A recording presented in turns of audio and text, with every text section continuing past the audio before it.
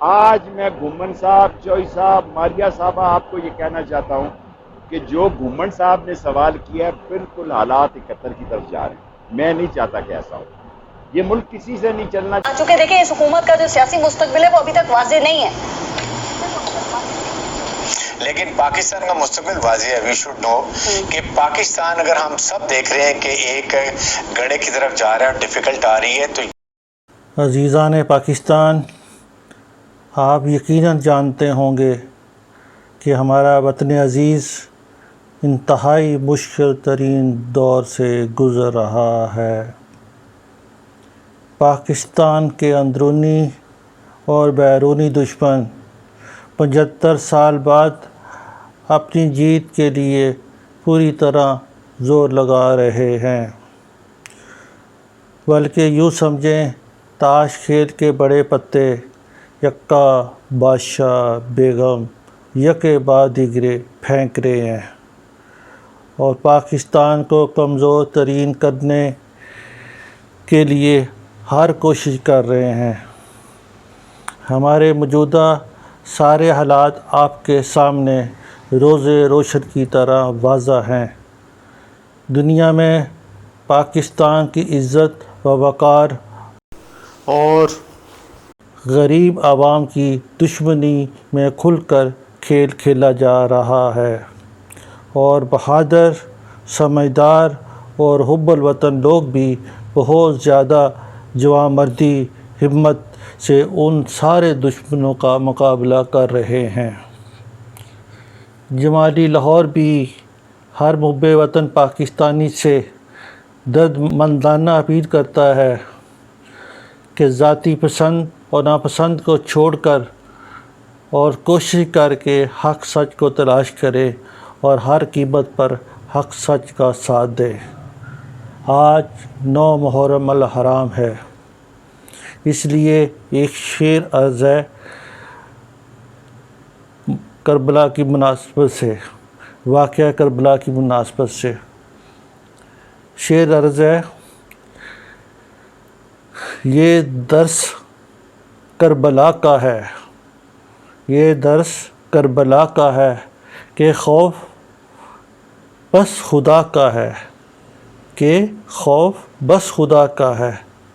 عزیزان اسلام اور پیارے پاکستانیوں، جب واقعہ کربلا ہم مسلمانوں کو خوف خدا کا درس دیتا ہے، پھر سوال یہ ہے کہ ہم پاکستانیوں میں خوف خدا کا کیوں فقدان ہوتا جا رہا ہے اور ہمارا معاشرہ جھوٹ اور فریب کی دلدل میں کیوں پھنس گیا ہے. اس کے لیے ہمیں انفرادی طور پر اپنے آپ کا جائزہ لینا ہے اور علامہ طالب جوہری رحمۃ اللہ کے درس خیر سے ہم نے بارگاہ خداوندی میں توبہ استغفار کرنی ہے اور دل سے توبہ استغفار کرنی ہے تاکہ ہمارے گھر اور ہمارا بڑا گھر پاکستان، ہمارا وطن عزیز امن اور سکون اور خوشحالی کا گوارا بن جائے. آمین ثم آمین. برائے کرم علامہ صاحب کا یہ درس بار بار سنیں تاکہ فلسفہ استغفار اچھی طرح سمجھ آ جائے اور ہمیں مسلسل توبہ و استغفار اور دعائیں کرنے کی نیز خیر اور آسانیاں تقسیم کرنے کی عادت پڑ جائے. آمین ثم آمین یا رب العالمین. اس کے بعد کوئی سورہ نازل نہیں ہوا. رسول نبی تھے، کائنات کے سب سے بڑے انسان تھے، خاتم النبیین تھے، اور اب انہیں حکومت بھی مل گئی. مدینہ ان کے کنٹرول میں، مکہ ان کے کنٹرول میں، پورا عرب ان کے کنٹرول میں، بادشاہ ہو گئے نا. اور اب آواز دی بسم اللہ الرحمن الرحیم اذا جاء نصر اللہ والفتح ورأیت الناس یدخلون فی دین اللہ افواجا. حبیب فتح آ گئی، حبیب مدد آ گئی. حبیب جب تو دیکھے کہ لوگ فوج در فوج اللہ کے دین میں داخل ہو رہے ہیں تو سب کچھ ہو گیا نا. فتح بھی آ گئی، نصرت بھی آ گئی، لوگ بھی مسلمان ہو گئے. فسبح بحمد ربک. حبیب اب اپنے رب کی تسبیح کر، اس کی حمد کر، واستغفر ہو اور استغفار کر. انہو کان توابا. اللہ توبہ کو بہترین قبول کرنے والا ہے. تو تھوڑی سی طاقت پر یہ انسان ہے طغیان کرتا ہے، اور بڑی طاقت پر محمد استغفار کر. بھائی یہاں تک آ گئے میرے ساتھ؟ اور اگر آ گئے ہو تو اب تمہیں بات کو میں نامکمل چھوڑ گیا تھا گزشتہ سال، اسے مکمل کرنے جا رہا ہوں، آرام سے سننا. فاستغفر، بھائی یہ آیت کا ٹکڑا ذہن میں رہے، فسبح بحمد ربک واستغفرہ. استغفار کے معنی کیا ہے؟ گناہوں کی توبہ. چلو یہی صحیح، گناہوں کی توبہ استغفار. رسول نے کون سا گناہ کیا تھا؟ کون سا گناہ کیا تھا جس کی توبہ اللہ کروا رہا ہے؟ اگر یہ میسج دے سکا آج میں تو میں سمجھوں گا کہ آج میری محنت مکمل ہو گئی. آرام سے سننا، رک کے. سوال ہے نا کہ کون سا گناہ کیا تھا جس کی توبہ کروا رہا ہے اللہ، جس کے لیے استغفار کروا رہا ہے؟ علی ایک مقام پر تشریف فرما تھے، اور بڑے بڑے صحابہ کرام جنہیں قرآن فہمی کا دعویٰ تھا کہ ہم قرآن سمجھتے ہیں، وہ علی کے پاس بیٹھے تھے. بھائی سننا، نام نہیں لوں گا، جاؤ دیکھو تاریخوں میں یہ واقعہ. استغفار ذہن میں رکھنا. استغفار کے معنی مغفرت کی دعا، مالک معاف کر دے، مالک بخش دے. اس کے معنی ہے کہ ہم رجوع کر رہے ہیں پروردگار کی بارگاہ میں، اور یہ ہے استغفار. اسے ذہن میں رکھنا. ایک شخص آیا اور کہنے لگا یا علی میں بہت گنہگار ہوں، کوئی طریقہ بتلا دو کہ میرے گناہ معاف ہو جائیں. کہا استغفار کر. چلا گیا، شکریہ آپ نے ایک طریقہ بتلا دیا، میں استغفار کروں گا، استغفر اللہ ربی واتوب بولے. سننا بھائی سننا، ابھی وہ گیا بھی نہیں تھا پوری طرح کہ ایک شخص آ گیا، یا علی بڑی مفلسی ہے، 3 وقت کا مکمل طریقے سے ناشتہ، دوپہر کا کھانا، رات کا کھانا یہ نصیب نہیں ہوتا، کوئی طریقہ بتلا دو. کہا استغفار کر. عجیب بات ہے. اس نے کہا علی بہت شکریہ، گناہ ہے استغفار کر، روٹی نہیں ہے کھانے کو استغفار کر. کوئی اور آیا، ایک ہی نشست کا واقعہ ہے، کہا یا علی اولاد نہیں ہے. کہا استغفار کر. استغفار کر، اللہ اولاد دے گا. اب وہ جو لوگ بیٹھے تھے نا علی کے چاروں طرف، کان کھڑے ہو گئے کہ بھئی یہ کیا کر رہا ہے؟ جو آیا استغفار کر، گناہ ہے استغفار کر، اولاد نہیں ہے استغفار کر، مال نہیں ہے استغفار کر. عجیب بات ہے نا.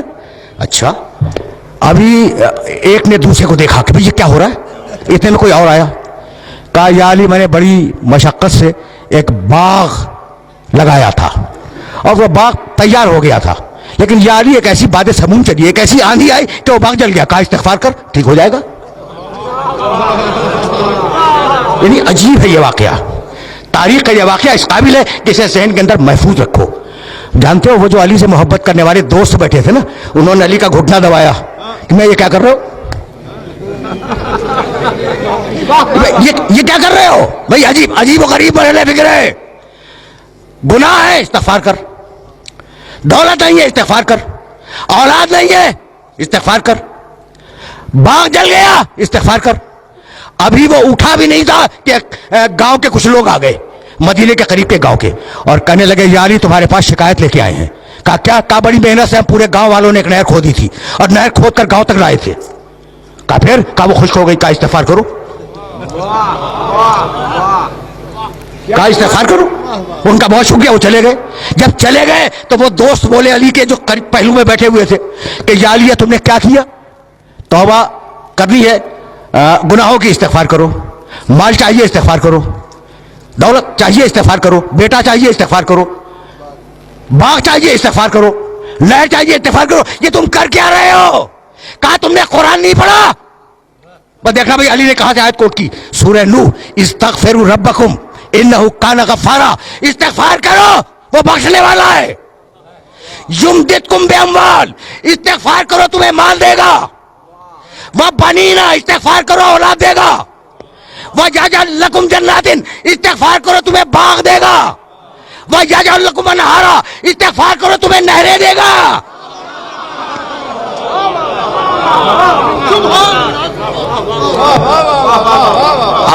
آئے مبارکہ دیکھ رہے ہو، گھٹنا دبا کے کہہ رہے تھے نا یا علی کیا کر رہے ہو. جب علی نے سورہ نوح کی یہ 2 آیتیں مسلسل، استغفار کرو اللہ بخشے گا، استغفار کرو اللہ دولت دے گا، استغفار کرو اللہ اولاد دے گا، استغفار کرو اللہ باغ دے گا، استغفار کرو اللہ نہریں دے گا. کہنے لگے یا علی ایسا لگتا ہے کہ یہ آیت ہم نے آج ہی سنی ہے. ایسا لگتا ہے کہ آیت ہم نے آج ہی سنیے, مسکرائے, کہا نہیں سنی تو پہلے بھی تھی لیکن چونکہ دل پہ تالے تھے اس لیے سمجھ میں نہیں آئی. سننا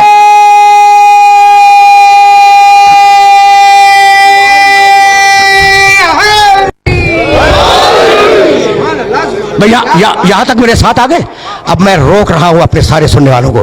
دیکھو یہ واقعہ بڑا مشہور واقعہ ہے علی کی زندگی کا, اور اسے یاد رکھنا, اسے گرہ میں باندھ لینا کہ کم از کم قرآن مجید کی ان 2 آیتوں کی روشنی میں یہ 5 جو چیزیں ہیں نا, استغفار میں ان کی ضمانت ہے. اولاد کی, مال کی, استغفار کی, نہر کی, باغ کی, بھئی یہی تو انسانی زندگی کی ضروریات ہے نا, ان کی ضمانت ہے. تو استغفار کو اہم سمجھنا. رک جاؤ, بہت پڑھے لکھے ہو, اب تو لایا ہوں میں اس مرحلے پر. اچھا بھائی فرض کرو تھوڑی دیر کے لیے کہ میں نے کوئی گناہ نہیں کیا. ہر انسان گنہگار ہے معصوم کے علاوہ, لیکن میں مفروضہ فرض کرو اور مجھے ضرورت ہے بیٹے کی, تو میں استغفار کروں یا نہ کروں؟ کروں, کرنا چاہیے. گناہ تو میں نے کیا نہیں, میں نے گناہ نہیں کیا, لیکن بیٹا چاہیے, استغفار کروں گا. اچھا میں نے گناہ نہیں کیا, دولت چاہیے, میں استغفار کروں گا. میں نے گناہ نہیں کیا, مجھے باغ چاہیے, میں استغفار کروں گا.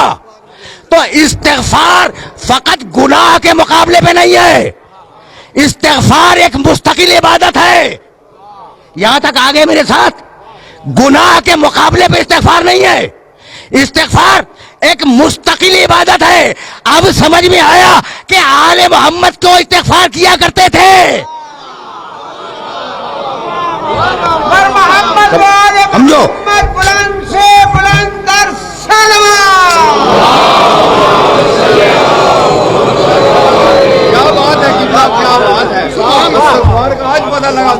عجیب و غریب میں رہنے فکر ہے. دیکھو اب کبھی اس طریقے سے بھی سن لیا کرو, صحیفہ علویہ, علی کو دعاؤں کا مجموعہ, استغفر اللہ استغفر اللہ استغفر اللہ. اعتراض کرتے ہیں کہ اگر معصوم تھے تو یہ استغفار کیسا؟ صحیفہ کاملہ سید سجاد کی دعاؤں کا مجموعہ بھرا ہوا ہے استغفار سے. لوگ اعتراض کرتے ہیں کہ اگر معصوم تھے تو استغفار کیسا؟ تو آج سمجھ میں آیا کہ استغفار فقط گناہوں کے مقابلے میں نہیں ہے, استغفار ایک مستقل عبادت ہے. اگر نعمت چاہیے تو استغفار کرو. بھائی توجہ رہے, اگر نعمت چاہیے تو استغفار کرو. اب جتنا بڑا انسان اتنا بڑا استغفار. تو آج جو نعمتیں ہیں یہ کیا تمہارے استغفار سے ہیں؟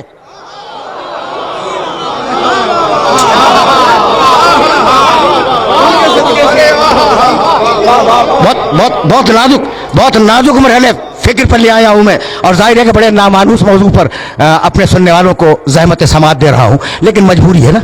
اب یہاں تک آگے میرے ساتھ, اذا جاء نصر اللہ والفتح ورأیت الناس يدخلون فی دین اللہ افواجا فسبح بحمد ربک واستغفرہ. حبیب استغفار کر, تجھے نعمتیں کتنی دے دی ہم نے, اب استغفار کر تاکہ نعمتیں باقی رہیں, نعمتیں جاری رہیں. تو اب استغفار کا فلسفہ بھولنا نہیں, فلسفہ استغفار کہ فقط گناہوں کی توبہ نہیں ہے, نعمت چاہیے استغفار کرو, دولت چاہیے استغفار کرو, اولاد چاہیے استغفار کرو. یہاں تک آ گئے, اور اب جانے کے بعد ایک آیت دیکھنا جو ہدیہ کر رہا ہوں, سورہ انفال قرآن مجید کا 8واں سورہ, آیت کا نشان 23. ما کان اللہ لیعذبہم وانت فیہم وما کان معذبہم وہم یستغفرون. سن حبیب, اللہ تیری امت پہ عذاب نہیں کرے گا جب تک تو موجود ہے. جب تک تو موجود ہے دنیا میں, اللہ تیری امت پر عذاب نہیں کرے گا. اور سن حبیب, جب تو چلا جائے گا نا, تو اگر یہ استغفار کرتے رہیں گے تو عذاب نہیں کرے گا. دیکھو یہ بہت پڑھا لکھا مجمع ہے, اس لیے میں نے یہ آیت مبارکہ ہدیہ کی ہے, ورنہ مجھے ضرورت نہیں تھی اس آیت کو ہدیہ کرنے کی. اور ان پڑھے لکھے افراد کو یہ آیت مبارکہ ہدیہ کر رہا ہوں. حبیب, عذاب تیری امت سے 2 طریقے سے ٹالوں گا. تو ہے عذاب نہیں کروں گا, یا تیری امت استغفار کرے, عذاب نہیں کروں گا.